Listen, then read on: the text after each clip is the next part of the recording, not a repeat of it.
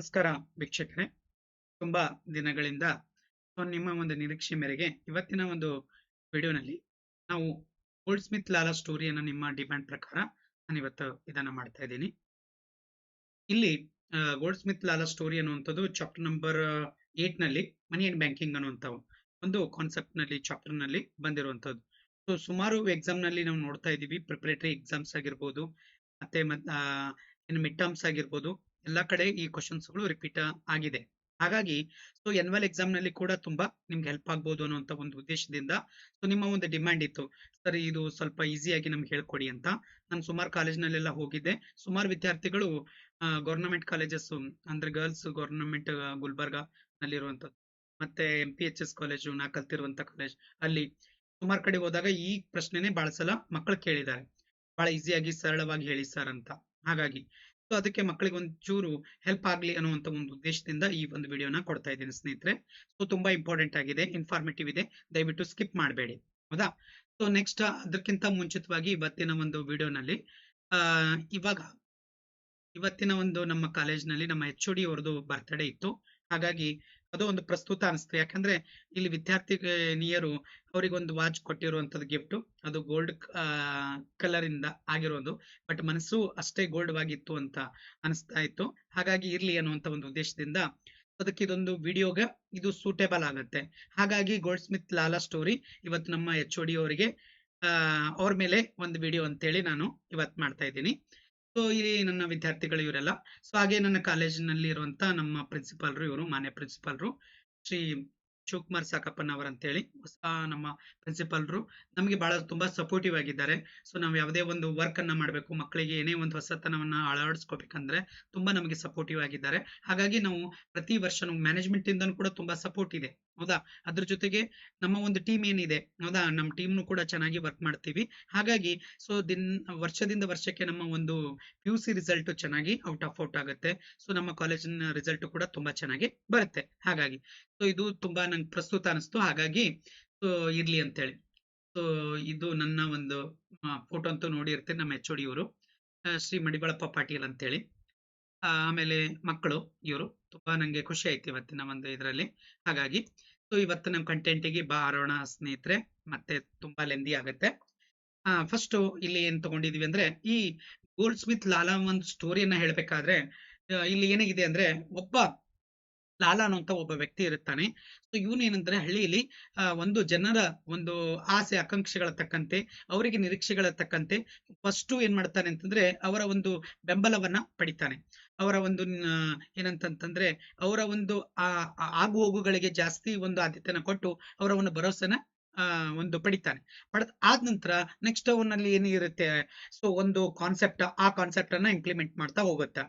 So ಅಲ್ಲಿ ಏನಂತಂದ್ರೆ, so ಸುಮಾರು ಜನರು ಅವನ ಹತ್ರ ಏನಂತಂದ್ರೆ, ಮೊದಲ ನಮ್ಗೆ ಗೊತ್ತಿದೆ, ನಿಮ್ಗೂನು ಗೊತ್ತಿದೆ, ಜನರಲ್ ಆಗಿ ಹಣ ಮೊದಲ ಬಾರಿಗೆ ಬಂದಿರುವಂತದ್ದಲ್ಲ, ಹಣದಕ್ಕಿಂತ ಮೊದಲು ಎಲ್ಲಾ ಸಾಟಿ ವಿನಿಮಯ ಪದ್ಧತಿ ಇತ್ತು ಅನ್ನುವಂಥದ್ದು ನಿಮ್ಗೆ ಗೊತ್ತಿದೆ. ಹಾಗಾಗಿ ಸೊ ಆ ಸಾಟಿ ವಿನಿಮಯ ಪದ್ಧತಿಗಿಂತ ಪೂರ್ವದಲ್ಲಿ ಈ ಒಂದು ಘಟನೆಯನ್ನ ನಾವು ನಿಮ್ಗೆ ಲಿಂಕ್ ಮಾಡಿ ಕೊಡ್ತಾ ಇದೀವಿ. ಹೌದಾ?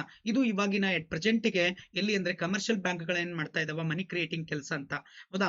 ಆ ಒಂದು ಕೆಲಸನ ಈ ವ್ಯಕ್ತಿ ಮಾಡಿರುವಂತದ್ದು ಅಂತ. ಹಾಗಾಗಿ ಸೊ ಈ ಒಂದು ಕಾನ್ಸೆಪ್ಟ್ ತುಂಬಾ ಪ್ರಸ್ತುತ ಅಂತ ಅನಿಸುತ್ತೆ. ಹಾಗಾಗಿ ಸೊ ಅವನ್ ಏನ್ ಮಾಡ್ತಾನೆ ಅಂದ್ರೆ, ಲಾಲಾ ಅನ್ನುವಂತ ವ್ಯಕ್ತಿ, ಇವನ್ ಗೋಲ್ಡ್ ಸ್ಮಿತ್ ಲಾಲಾ ಅನ್ನುವಂಥದ್ದು, ಹೌದಾ, ಚೀನಿವರ್ನ ಲಾಲನ ಕತೆ ಅಂತ ಹೇಳಿ ಹೇಳ್ತೀವಿ. ಹಾಗಾಗಿ ಜನರ ಒಂದು ಆಸೆ ಆಕಾಂಕ್ಷೆಗಳ ತಕ್ಕಂತೆ ಅವರ ಒಂದು ಬೇಡಿಕೆಗೆ ಅನುಗುಣವಾಗಿ ಕೆಲಸ ಮಾಡಿರೋದ್ರಿಂದಾಗಿ ಎಲ್ಲರಿಗೂ ಕೂಡ ನಂಬಿಕೆಯನ್ನ ಪ್ರದಾನ ಆಗ್ತಾನೆ. ಹಾಗಾಗಿ ಮುಂದಿನ ದಿನದಲ್ಲಿ ಅವನ ಬಿಸ್ನೆಸ್ ಏನ್ ಮಾಡ್ಬೇಕು ಅಂತಂದಾನೆ ಅಂದ್ರೆ, ಅವಾಗ ಅವನ ಹತ್ರ ವಿವಿಧ ಜನರು ಏನ್ ಮಾಡ್ತಾ ಇದ್ದಾರೆ, ಅವನ ಹತ್ರ ತಂದು ಏನಂತಾರೆ ಬಂಗಾರನ ಅಡವೆ ಇಡ್ತಾರೆ, ಡೆಪಾಸಿಟ್ ಮಾಡ್ತಾರೆ. ಹಾಗಾಗಿ ಆ ಡೆಪಾಸಿಟ್ ಮಾಡಿಗೋಸ್ಕರ ಒಂದು ರಸೀದಿಯನ್ನ ಕೊಟ್ಟಿರ್ತಾನೆ. ಆ ರಸೀದಿನ ಮುಂದೆ ಕಾಲಕ್ರಮೇಣವಾಗಿ ಏನಾಗತ್ತೆ ಅಂತಂದ್ರೆ, ಕಾಗದ ರೂಪದಲ್ಲಿ ಹಣದ ಒಂದು ಯಾವ ರೀತಿಯಾಗಿ ಕೆಲಸ ಇತ್ತಲ್ಲ ಆ ಒಂದು ಇದರಲ್ಲಿ ಇದು ಸ್ಟಾರ್ಟ್ ಆಗುತ್ತೆ. ಇದು ಸೊ ಅದು ಸೊ 100 kg ಇದ್ದಿದ್ದನ ಹಣ ಅಂದ್ರೆ ಯಾವುದು ಅಂದ್ರೆ ಚಿನ್ನ ಇರುವಂತದ್ದು ನಾಣ್ಯಗಳು, ಅದು ಏನಾಗುತ್ತೆ ಅಂದ್ರೆ 125 kgಗೆ ಅದು ಬದಲಾವಣೆ ಆಗುತ್ತೆ ಅಂತ. ಯಾಕೆ ಹಂಗಾಗತ್ತೆ ಅಂತಂದ್ರೆ, ನಿಮ್ಗೆ ಗೊತ್ತಿದೆ, ಕಮರ್ಷಿಯಲ್ ಬ್ಯಾಂಕ್ಸ್ ಬಿಸ್ನೆಸ್ ಮ್ಯಾನ್ ಗಳಿಗೆ ಹಣವನ್ನ ಯಾವ ರೀತಿಯಾಗಿ ಒದಗಿಸ್ತಾರೋ ಅದೇ ತರದಲ್ಲಿ ಸೊ ಇಲ್ಲಿ ಲಾಲಾ ಏನ್ ಮಾಡ್ತಿದ್ದ ಅಂತಂದ್ರೆ, ಬಿಸ್ನೆಸ್ ಯಾರಾದ್ರೂ ಕೇಳಿದ್ರೆ ಅವರಿಗೆ ಆ ಒಂದು ಬಂಗಾರದ ಒಂದು ಇದನ್ನ ಕೊಟ್ಟು ಅವರಿಗೆ ಸ್ವಲ್ಪ ಚಾರ್ಜ್ ಅನ್ನ ಮಾಡ್ತಿದ್ದೆ, ಬಡ್ಡಿಯನ್ನ ಹಾಕುವಂಥದ್ದು, ಈ ರೀತಿಯಾದಂತ ಒಂದು ಕೆಲಸ ಮಾಡ್ದ. ಅದರಲ್ಲಿ ಬಂದಿರುವಂತಹ ಒಬ್ಬ ವ್ಯಕ್ತಿ ಸೊ ಯಾರು ಅಂತಂದ್ರೆ ಲಾಲಾ ಅನ್ನುವಂತ ವ್ಯಕ್ತಿ. ಸಾರಿ, ಲಾಲನಿಂದ ಯಾರೇ ಬರ್ತಾರೆ ಅಂತಂದ್ರೆ ರಾಮು ಅಂತ ವ್ಯಕ್ತಿ ಬರ್ತಾರೆ.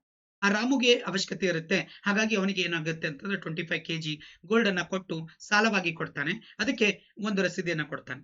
ಆ ಒಂದು ಇದನ್ನ ತಗೊಂಡು ನೆಕ್ಸ್ಟ್ ಅದೇ ತರವಾಗಿ ಮುಂದೆ ರಾಮು ಆದ ನಂತರ ನೆಕ್ಸ್ಟ್ ಅಲಿ ಅಂತ ಬರ್ತಾರೆ.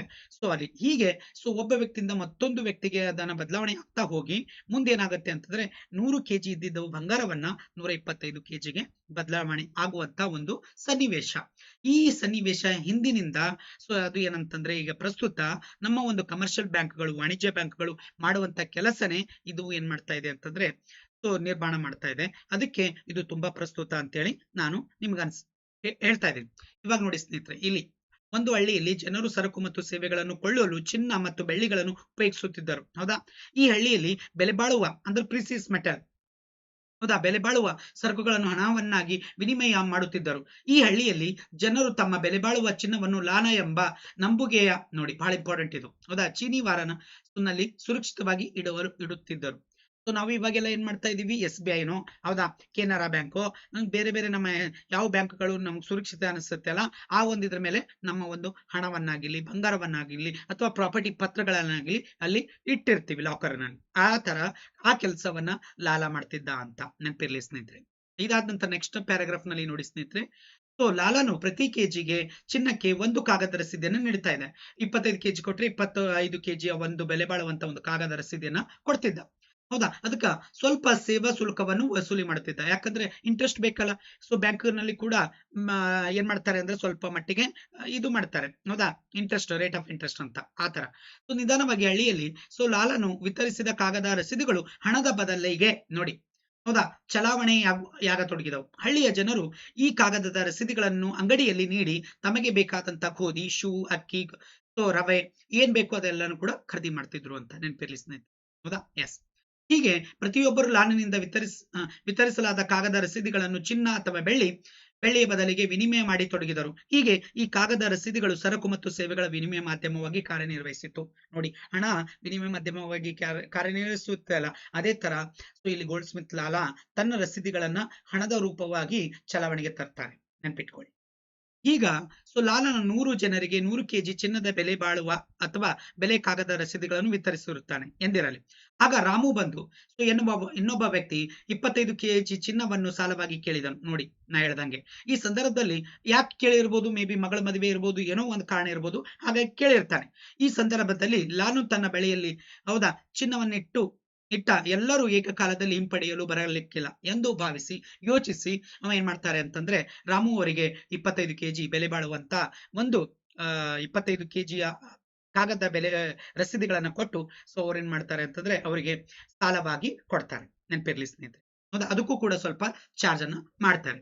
ಹೀಗಾಗಿ ನೆಕ್ಸ್ಟ್ ಇಲ್ಲಿ ಗಮನಿಸಬೇಕಾದಂತ ಅಂಶ, ಲಾಲ್ನಲ್ಲಿ 100 ಕೆಜಿ ಮುಖಬೆಲೆ ಇರುವಂತ ಚಿನ್ನ ಮಾತ್ರವಿತ್ತು. ಹೌದಾ? ಎಷ್ಟು? 100 ಕೆಜಿ ಮಾತ್ರ. ಹಳ್ಳಿಯಲ್ಲಿ 125 ಕೆಜಿ ಬೆಲೆ ಬಾಳುವ 125 ಕೆಜಿಯ ರಸೀದಿಗಳು, ಅಂದರೆ 25 ಕೆಜಿ ಹೆಚ್ಚಿನ ಒಂದು ಏನಾಗ್ತದ ಫೇಸ್ ವ್ಯಾಲ್ಯೂಸ್ ಅನ್ನ ಬರುತ್ತೆ, ರಸೀದಿಗಳನ್ನ ಬರುತ್ತೆ, ಇದು ಚಲಾವಣೆಗೆ ಬರುತ್ತೆ. ಹೌದಾ? ಇವತ್ತಿನ ದಿನದಲ್ಲಿ ಈ ಪತ್ತು ನಿರ್ಮಾಣ ಅಂತ ಮನಿ ಕ್ರಿಯೇಟಿಂಗ್ ಕೆಲಸ ಮಾಡುವಂತದ್ದು ಯಾವುದು ಅಂತಂದ್ರೆ ಅದು ಓನ್ಲಿ ಯಾವುದು ಅಂದ್ರೆ ಕಮರ್ಷಿಯಲ್ ಬ್ಯಾಂಕ್, ವಾಣಿಜ್ಯ ಬ್ಯಾಂಕ್ಗಳು, ನೆನಪಿರ್ಲಿ ಸ್ನೇಹಿತರೆ. ಹಾಗಾಗಿ ಇಲ್ಲಿ ಲಾಲನು 25 ಕೆಜಿಯಷ್ಟು ಹಣವನ್ನು ಚಿನ್ನ ಸ್ವೀಕರಿಸುವುದರ ಮತ್ತು ಸಾಲ ಅಥವಾ ಪತ್ತು ನೀಡುವುದರ ಮೂಲಕ ಸೃಷ್ಟಿ ಮಾಡಿದನು. ನೋಡಿ ಸ್ನೇಹಿತರೆ, ಹೌದಾ? ಹೌದು. ಇದೇ ತರ ಮುಂದಿದೆಲ್ಲ ವಾಣಿಜ್ಯ ಬ್ಯಾಂಕಿಂಗ್ ಸಂಬಂಧಪಟ್ಟಂತೆ, ಇದೇನು ನೆಸೆಸಿಟಿ ಇಲ್ಲ, ಇಷ್ಟು ಬರೆದ್ರೆ ಸಾಕಾಗತ್ತೆ ಸ್ನೇಹಿತರೆ. ಹೌದಾ?